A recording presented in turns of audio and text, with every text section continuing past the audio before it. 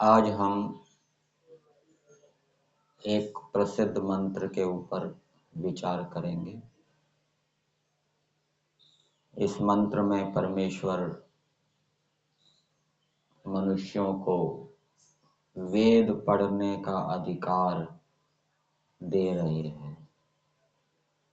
इस मंत्र का देवता ईश्वर है। ईश्वर सब मनुष्यों को वेद पढ़ने का अधिकार दे रहे हैं। ये यजुर्वेद के 26वें अध्याय का दूसरा मंत्र है। मंत्र है यथेमां वाचं कल्याणीं आवदानि जनेभ्यः ब्रह्मराजन्याभ्यां शूद्राय च आर्याय च स्वाय चारणाय प्रियो देवानां दक्षिणायै दातुरिह भूयासम् अयं मे कामः समृद्ध्यताम् उपमादो नमतु।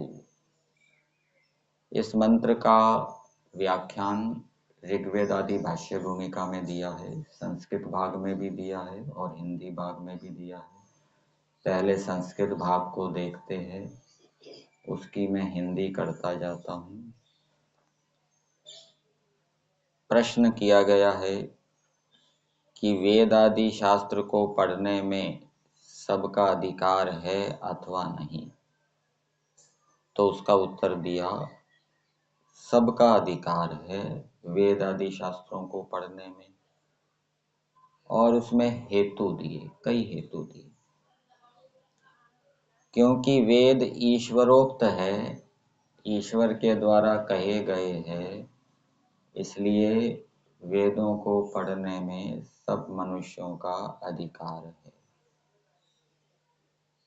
वेद सब मनुष्यों के उपकार के लिए हैं, इसलिए भी सब मनुष्यों को वेदों को पढ़ने का अधिकार है, जिससे कि वेदों को पढ़कर उनका उपकार हो। और वेद सत्य विद्या का प्रकाश करते हैं, सत्य विद्या को बताते हैं, इसलिए सब मनुष्यों को वेदों को पढ़ने का अधिकार है। ये तीन हेतु दिए। फिर आगे एक बात और बताई कि जो जो वस्तु इस संसार के अंदर परमेश्वर के द्वारा बनाई गई है, वो सभी वस्तुएं सबके लिए होती है, ऐसा हम जानते हैं। इसका अर्थ हिंदी भाग में दिया है, और ईश्वर रचित अर्थात ईश्वर के द्वारा बनाए गए पदार्थों के दाए भागी सब मनुष्य अवश्य होते हैं, इसलिए उसका जानना सब मनुष्यों को उचित है। क्योंकि वह माल सबके पिता का सब पुत्रों के लिए है, किसी वर्ण विशेष के लिए नहीं। जैसे पिता का माल सब पुत्रों के लिए होता है, ऐसे ही इस सृष्टि के अंदर जितने भी पदार्थ हैं वो सब मनुष्यों के लिए हैं। और वेद भी ईश्वर का माल है, तो वो भी क्या है, सब मनुष्यों के लिए होना चाहिए, किसी विशेष मनुष्य के लिए नहीं। तो इस विषय में ये जो मैंने पहले मंत्र बोला, ये प्रमाण दिया गया है। इस मंत्र में बताया है कि सब मनुष्यों को वेदों को पढ़ने का अधिकार है। इस मंत्र का अर्थ भाष्य यहाँ दिया है, अभिप्राय दिया है। परमेश्वरः सर्व मनुष्य ही वेदा पठनीया पाठ्या इति आज्ञां ददाति। परमेश्वर ये आज्ञा देते हैं कि सब मनुष्यों को वेद पढ़ने चाहिए और पढ़ाने चाहिए। ये इस मंत्र के माध्यम से परमेश्वर आज्ञा दे रहे हैं। फिर आगे दिया यथा, जिस प्रकार से इमाम यह प्रत्यक्ष भूत जो ऋग्वेद आदि 4 वेदों की वाणी है, कल्याणी, ये कल्याण को सिद्ध करने वाली है, अर्थात अभ्युदय और निश्रेयस को देने वाली है, सांसारिक सुख और मोक्ष को देने वाली है, ऐसी वाणी को ये परमेश्वर कह रहे हैं। परमेश्वर को ये वाणी प्रत्यक्ष है, अर्थात वेद के अंदर जितने भी विषय हैं वो परमेश्वर को प्रत्यक्ष है। तो जैसे इस वाणी को जने भय सब मनुष्यों के लिए, सब जीवों के उपकार के लिए सब ओर से मैं उपदेश करता हूँ, वैसे ही सब विद्वानों को, सब मनुष्यों के लिए इस वाणी का उपदेश करना चाहिए। फिर एक शंका उठाई गई है, किसी ने ऐसा कहा, कोई ऐसा कहे कि मंत्र के अंदर जो जनेभ्यो शब्द आया है वहां पर एक द्विज शब्द का और अध्ययन करना पड़ेगा कि जो मनुष्य ब्राह्मण है, परमेश्वर कह रहा है कि जो मनुष्य ब्राह्मण है उनके लिए मैंने वेदों का उपदेश किया है, अर्थात उनको वेद पढ़ने का अधिकार दिया है। ऐसा कोई कहे, जनेभ्य के साथ ब्राह्मणे भय का अध्ययन कर ले, द्विजय भय का अधिकार कर ले। द्विज से ब्राह्मण, क्षत्रिय और वैश्य तीनों का ग्रहण होता है कि इन तीनों को ही वेद पढ़ने का अधिकार है, बाकियों को नहीं है। तो इसका उत्तर दिया है नैव शक्यम, ऐसा नहीं हो सकता, क्योंकि यदि ऐसा अर्थ करेंगे तो मंत्र का जो उत्तर का भाग है उसके साथ विरोध आएगा। उत्तर के भाग में क्या दिया? उत्तर के भाग में दिया है ब्राह्मण राजन्याभ्याम अर्याय शूद्राय चारणाय स्वाय, अर्थात परमेश्वर कह रहे हैं कि मैंने वेदों का उपदेश ब्राह्मण और क्षत्रियों के लिए, वैश्य के लिए, शूद्र के लिए, अति शूद्र के लिए, अंत्यज के लिए, अपने पुत्र के लिए, नौकर के लिए, ये सब के लिए मैंने उपदेश किया। तो शूद्र तो द्विज नहीं होता, तो यदि जनेभ्यो से द्विज करेंगे अर्थ तो आगे के भाग के साथ विरोध आएगा। फिर आगे मंत्र में कहा प्रियो देवानाम दक्षिणायै दातु इह। परमेश्वर कह रहे हैं कि जैसे मैं पक्षपात को छोड़कर सबका उपकार करने के साथ वर्तमान हूँ, पक्षपात रहित मैं सबका उपकार कर रहा हूँ, मैं विद्वानों का प्रिय हो रहा हूँ। विद्वानों का प्रिय कैसे हो रहा हूँ? क्योंकि परमेश्वर ने वेदों का ज्ञान दिया। और दातु दक्षिणायै, जो सब कुछ देने वाले हैं, दानी हैं, उनका भी मैं प्रिय हो रहा हूँ, क्योंकि मैं भी दानी हूँ, मैंने भी वेद विद्या का दान किया है। तो संसार के अंदर जो दानी हैं उनका भी मैं प्रिय हूँ, क्योंकि जो दाता है उनको दूसरा दाता व्यक्ति प्रिय होता है। जो दूसरा देने वाला नहीं है, कंजूस है, वो दान दाताओं को प्रिय नहीं होता। दान दाताओं को प्रिय कौन होता है? जो दूसरा दानशील है, देने वाला है। तो मैं उनका भी प्रिय हूँ, क्योंकि मैंने वेद विद्या का दान दिया है और ये सारा संसार बनाकर दान में दिया है। तो वैसे ही परमेश्वर उपदेश कर रहे हैं कि जैसे मैं विद्वानों का प्रिय हूँ, देने वालों का, परोपकारियों का प्रिय हूँ, वैसे ही तुम भी विद्वानों के प्रिय बनो, अर्थात तुम भी वेद विद्या को प्राप्त करके उसका उपदेश करो, तुम भी परोपकारी बनो। तो तुम भी परोपकारी बनोगे और वेद विद्या का ग्रहण करके फिर उसका उपदेश करोगे तो विद्वानों के भी प्रिय हो जाओगे और जो दान दाता हैं उनके भी प्रिय हो जाओगे। फिर आगे दिया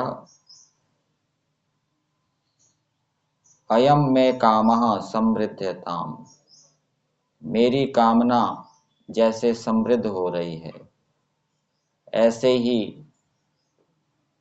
वेदों को जानते हुए और उसका उपदेश करते हुए तुम्हारी भी इष्ट सुख की जो इच्छा है वो क्या है, बढ़े। अर्थात जैसे परमेश्वर ने वेदों का उपदेश दिया और उससे संसार के अंदर वेदों का प्रचार हो रहा है, ये परमेश्वर की कामना पूरी हो रही है, वैसे ही तुम्हारी भी जो कामना है वो बढ़े। क्या कामना बढ़े? कि संसार के अंदर वेदों का प्रचार हो, अर्थात इस विषय में तुम्हारी तीव्र इच्छा हो जाए। पहले तो सामान्य इच्छा थी, फिर तीव्र इच्छा उत्पन्न हो जाए, अर्थात तुम्हारी इच्छा बढ़े, कामना बढ़े। यथा अधः, जैसे मैं सब सुखों से युक्त हूँ, वैसे ही आप भी इस प्रकार से करोगे। किस प्रकार से करोगे? वेदों का ज्ञान प्राप्त करके उसका उपदेश करोगे सब संसार के उपकार के लिए, तो तुम भी सब सुखों से युक्त हो जाओगे। फिर अंतिम अनुच्छेद में दिया है कि हे मनुष्यों, मेरे द्वारा तुमको आशीर्वाद दिया जाता है, ऐसा तुम निश्चय करो। यथा मया वेद विद्या सर्वार्था प्रकाशिता, जैसे आशीर्वाद का मतलब है परमेश्वर ने अपनी इच्छा प्रकट की है। आशी कहते हैं इच्छा को, इच्छा का कथन किया है। परमेश्वर की क्या इच्छा है? कि मनुष्य वेदों को जानकर पढ़कर फिर उसका प्रचार करें, उसका उपदेश करें। जैसे मेरे द्वारा वेद विद्या सबके लिए प्रकाशित की गई है, तथैव वैसे ही युष्माभि अपि, वैसे ही तुम्हारे द्वारा भी सबके लिए उसका उपयोग करना चाहिए, सबका उपकार उस वेद विद्या के माध्यम से करना चाहिए। ये परमेश्वर का आशीर्वाद है, ये परमेश्वर की इच्छा है, ये परमेश्वर की इच्छा का कथन है। ना अत्र वैषम्यम किंचित कर्तव्यम, और परमेश्वर की ये इच्छा है कि वेद विद्या को देने में आप कोई पक्षपात ना करो, विषमता ना करो कि इसको देना है इसको नहीं देना। कुतः, किस कारण से? यथा मम सर्व प्रियार्था पक्षपात रहिता च प्रवृत्ति अस्ति, जैसे मेरी सबके प्रिय के लिए कि सबका प्रिय हो और पक्षपात रहित प्रवृत्ति है, वैसे ही तुम्हारे द्वारा भी आचरण किए जाने पर मेरी प्रसन्नता होगी, अन्यथा नहीं। अर्थात जैसे मैं पक्षपात रहित होकर सबके लिए वेदों का ज्ञान दे रहा हूँ, वैसे ही तुम भी सबको वेदों का ज्ञान दोगे तो उससे मेरी प्रसन्नता होगी, नहीं तो नहीं होगी। अस्य मंत्रस्य एव अर्थो अस्ति, तो इस मंत्र का यही अर्थ है। किस कारण से? क्योंकि इससे जो अगला मंत्र है उसमें भी ईश्वर का ही वर्णन है और इस मंत्र में भी ईश्वर का वर्णन है, ईश्वर के विषय में बताया गया है। अब इसके हिंदी भाग को देखेंगे। हिंदी भाग में दिया है, प्रश्न किया गया है, वेद आदि शास्त्रों के पढ़ने, पढ़ाने, सुनने और सुनाने में सब मनुष्यों का अधिकार है व नहीं? उत्तर, सबका है, क्योंकि जो ईश्वर की सृष्टि है उसमें किसी का अनधिकार नहीं हो सकता। देखिए कि जो पदार्थ ईश्वर से प्रकाशित हुए हैं सो सबके उपकारार्थ हैं, तो वेद भी सबके उपकारार्थ हैं। सब मनुष्य यदि वेदों को जानेंगे तो उनका उपकार होगा, सब मनुष्य यदि वेदों को नहीं जानेंगे तो उनका उपकार नहीं होगा, जो नहीं जानेंगे उनका उपकार नहीं होगा। फिर प्रश्न किया, वेदों के पढ़ने का अधिकार केवल 3 वर्णों को ही है, क्योंकि शूद्र आदि को वेद आदि शास्त्र पढ़ने का निषेध किया है, और द्विजों के पढ़ाने में भी केवल ब्राह्मण ही का अधिकार है।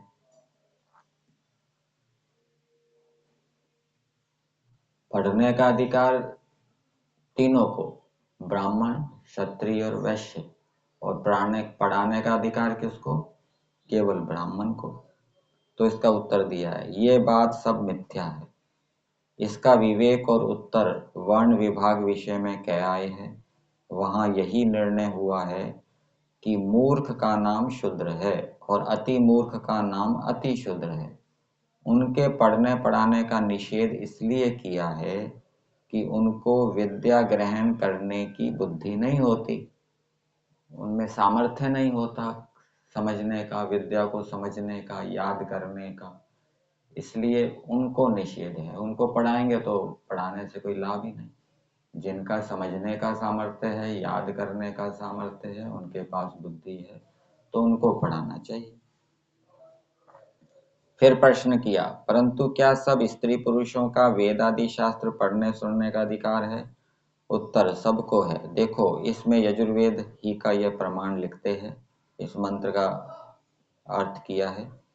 इस मंत्र का अभिप्राय यह है कि वेदों के पढ़ने पढ़ाने का सब मनुष्यों को अधिकार है और विद्वानों को उनके पढ़ने का पढ़ाने का।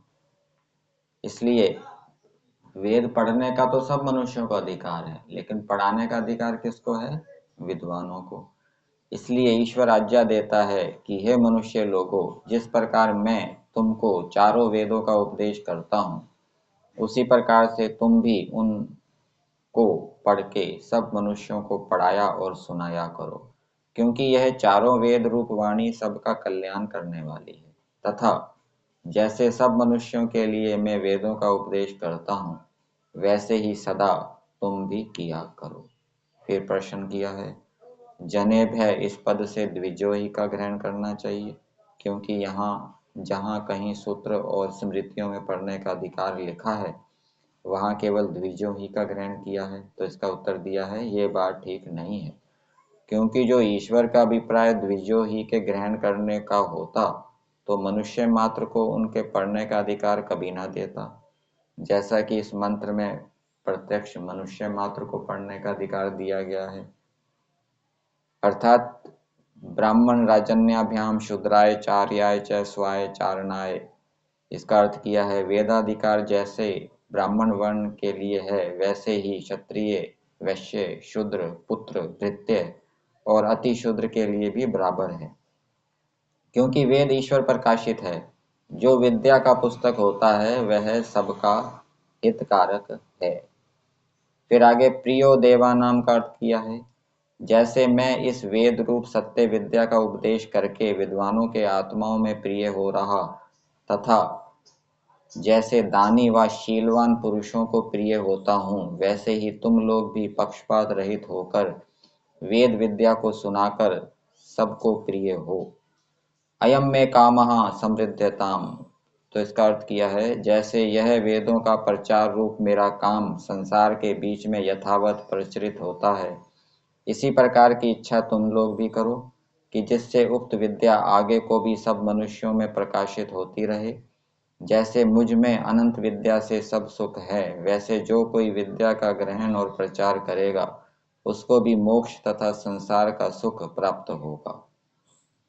यही इस मंत्र का ठीक अर्थ है।